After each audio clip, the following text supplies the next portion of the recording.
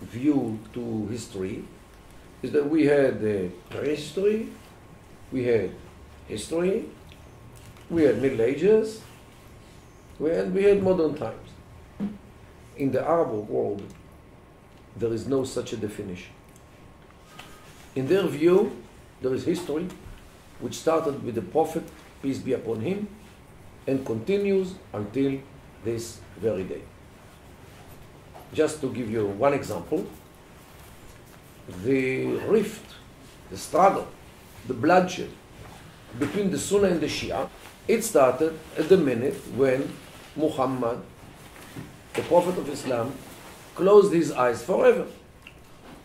The debate and the struggle about who will succeed him started, but until this very day, the struggle which started then is still bleeding.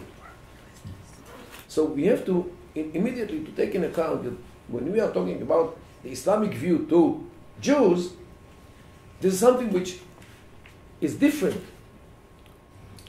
Let's ask the question, where and when and why the hatred for Jews started in the Islamic era.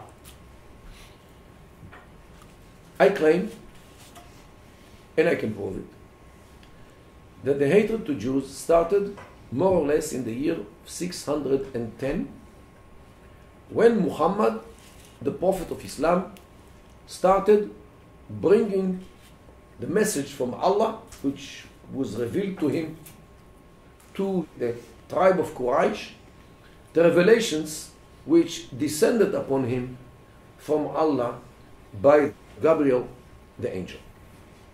His tribesmen in Mecca heard his stories about Adam and Eve and Abraham and Isaac and Jacob and the Israelites in Egypt and Solomon and David and Jesus and Johannes.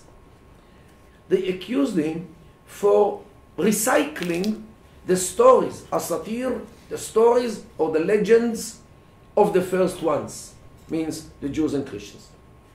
And I highly recommend to read the Quran in any language.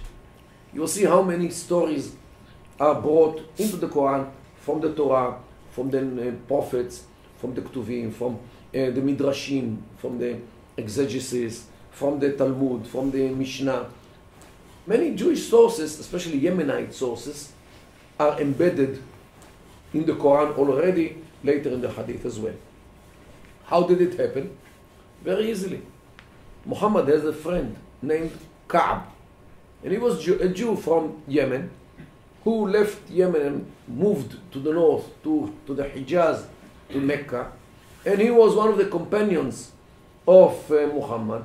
Apparently he was the one who was the source of the Jewish material which was embedded into the Islamic sources, Quran and the Hadith.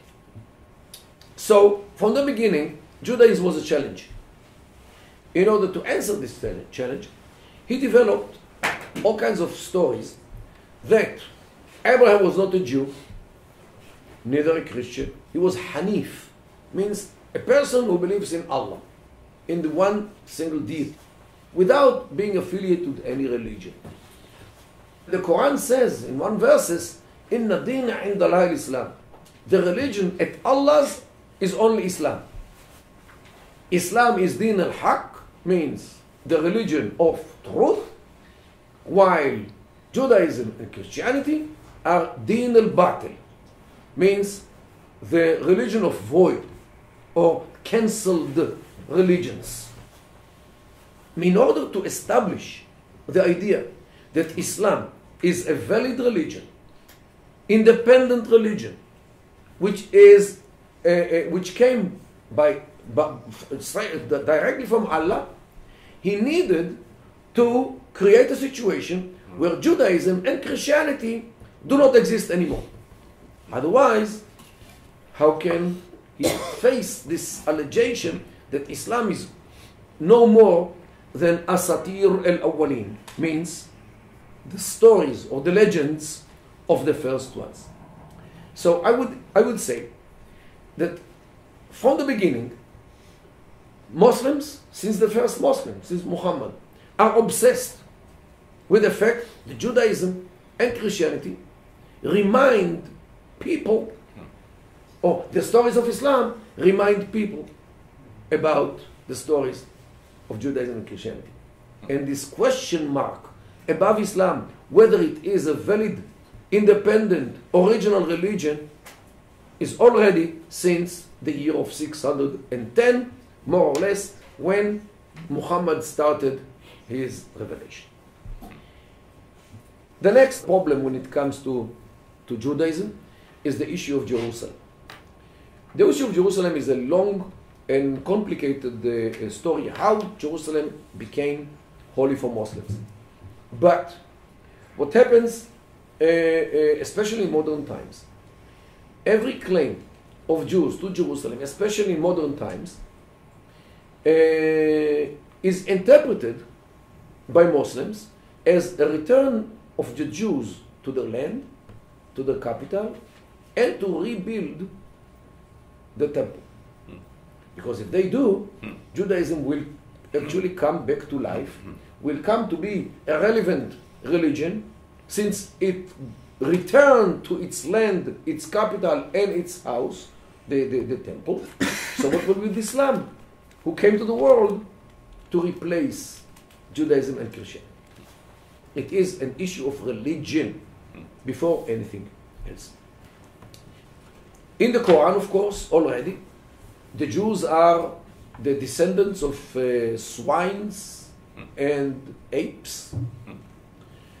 The Jews are those who killed the prophets. This is something which he received from Christianity, apparently. The Jews are, according to the first chapter of the Quran, the Fatiha, the Exordium, Jews are those upon whom the wrath of Allah rests forever. And the Christians, by the way, are those who went astray. Jews forged and changed the Holy Scriptures in order to erase all the names of Muhammad which were once in the Bible. This is why Allah got angry at them and took the gospel from them and gave it to the Christians, which in their turn betrayed Allah, and he gave the gospel to the Muslims, who are today the messengers of Allah only. La taqum as-sa'a means the end of time will not arrive until the Muslims fight the Jews and kill them, to a degree that if a Jew will hide behind a tree or a rock, even the tree or the rock will say, "Hey Muslim, come, a Jew is hiding behind me." Means the whole universe, the whole nature will fight against the Jews, not only Muslims. When it comes to more modern times, you can see that the attitude to Judaism as something which should be hated and cancelled was influenced by the West. The West was introduced to the Islamic world as of the beginning of the 19th century, mainly because of the French invasion to Egypt and Napoleon, who did it in 1798, and the fact that Muhammad Ali, as of 1805, started to send, as I say, wufud, delegations to Europe to learn technology, mathematics, physics, architecture, engineering, all these things which were already much more developed in Europe compared to the Arab world, especially Egypt. So Muhammad Ali, who was the ruler of Egypt almost for 50 years in the first half of the 19th century, he understood that there are things which we Egyptians should acquire from the West. And those people came to Egypt in order to teach in Egypt mathematics, physics, chemistry, architecture, and so forth, whatever they learned. But they also brought to Egypt echoes of the European culture. including the hatred to Jews. Other sources of hatred to Jews was the Christians who lived in the Middle East and wanted to become the leaders, as they were for a while, of the Arab nationalism, especially in Lebanon and Syria.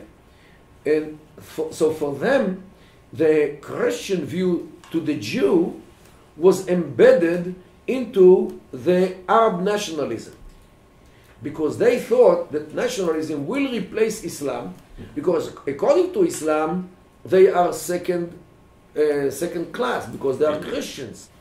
So definitely Christianity in the Arab world helped Western anti-Semitism, which was Christian in its origin, to emigrate also to the East. And the Middle East became the meeting place or the junction where Islamic anti-Jewish sentiment met the Christian anti-Jewish sentiment. Things became more acute in 1948 after the establishing of the State of Israel, and not to mention there the anti-Jewish sentiments which engulfed the Arab world. So when we come to what we call modern times, after the State of Israel was established, now they have a good reason, because now it's something which is already has a shape of a state of Jews, which occupied an Islamic country named Palestine. And as you know, a land in Islam is only one-way ticket to enter Islam. A land cannot get out of the Islamic rule. The reason why they keep saying that they will never, not in 1,000 years, recognize Israel as a Jewish state or even a state of the Jews. Because this is against the basic idea of Islam. The Jews should live as Ahl Dhimma, as Dhimmis, as second or third or fourth class citizens under the rule of Islam. We can very easily see how Western ideas, especially of the protocols of the elders of Zion, become something very, very popular in the Arab and the Islamic world. I don't know if you know, but President Mubarak of Egypt rebuilt the Library of Alexandria with a big help of the world, and he dedicated a room to almost every culture in the world, and he has displayed 2 books which is most important for every culture. What were the 2 most important books in the Jewish room? One was the Bible, and the second was the Protocols of the Elders of Zion. When the Israeli ambassador visited this place, I think he's the one who cut the ribbon of this room. He was surprised, totally surprised, to see the book of the Elders of Zion in this display. So he complained immediately, and he wrote some letters, and again letters, and it took them some months until they removed it.